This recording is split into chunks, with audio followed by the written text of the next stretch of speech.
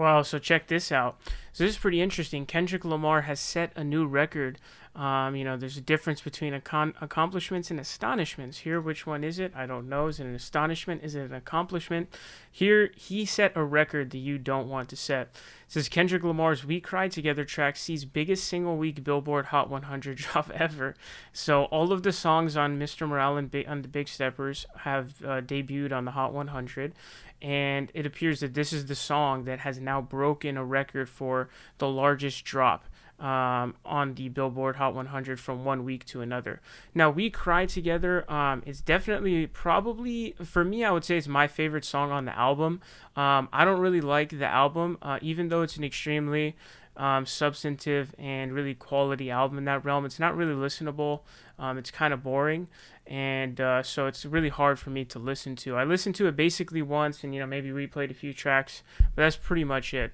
But I remember "We Cry Together" coming on in the car. It was definitely pretty interesting, and you could feel the passion. I felt like Taylour Paige really, really demolished her piece on there. The way that she was able to flow on it with the passion that she brought to it, I thought was the most impassioned part of the entire album.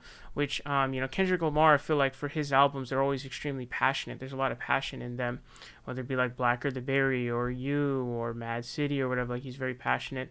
There wasn't that, didn't feel like it was like that much like hard passion. But she really brought that on here. So it says a Kendrick Lamar single has just broken the record for the biggest single week drop in the history of the Billboard Hot 100 chart. On Tuesday, May 31st, Billboard updated its weekly Hot 100 chart, revealing Kendrick Lamar's "Mr. Morale" and the Big Stepper single "We Cry Together" featuring Taylour Paige moved down 81 spots. Holy smokes. Since last week, going from number 16 to number 97. That is a massive, massive drop. The song is reportedly expected to be the next track off the album to receive music video treatment. That'll be an interesting one. The album's first two singles, N95 and Silent Hill, have also seen steep declines on the chart, going from 3 to number 7 and 7 to number 49. I would say that the drops on the Billboard chart are not surprising. This is probably the least replayable album I would say Kendrick Lamar has, just because it's very difficult to get into, and it's there's just not much keeping you going unless you're really into substance.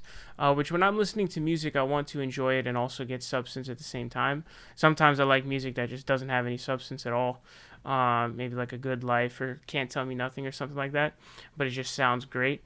And so I'm not surprised. This one is definitely, I don't know when this album is going to go platinum, but we'll have to see how dedicated his fans are. It says previously 6ix9ine set the record for biggest second week drop from number 1 Billboard Hot 100 chart after his Trollz single featuring Nicki Minaj fell from the top spot to number 34 in a week on the chart back in 2020.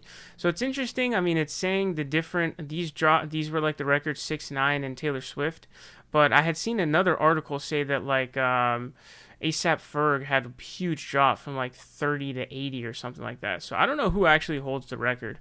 But, it sold 295K. His album sales are not comparable to any of his other album sales because of the new bundling rules. And so because of the new bundling rules, it really makes it so that you can sell much less records, because you could just double, triple your numbers by just selling more merch to your fans that end up coming with a CD, right? Or a physical copy. So it's not surprising. There's not a single hit song on this album, not even one.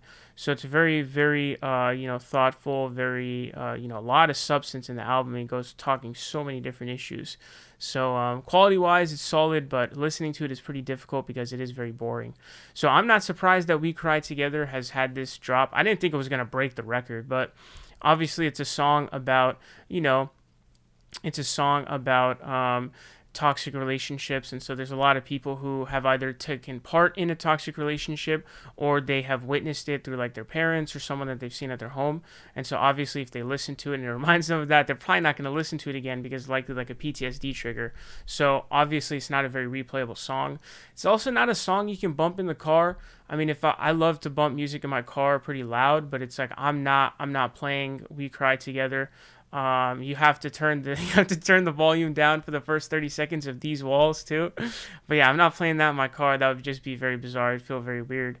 But it's not something you can play in the club. It's not something you can jam out, put on the aux when you're with your friends. It's not something you can play in the background on a stream. There's really no place for this anywhere, and so I'm not surprised why it's not being replayed. And people are not, people don't want to have their PTSD re-triggered. So I'm not surprised this happened, but man, this is this is not a record that you want to have. Is this an astonishment or an accomplishment? I don't know. You tell me.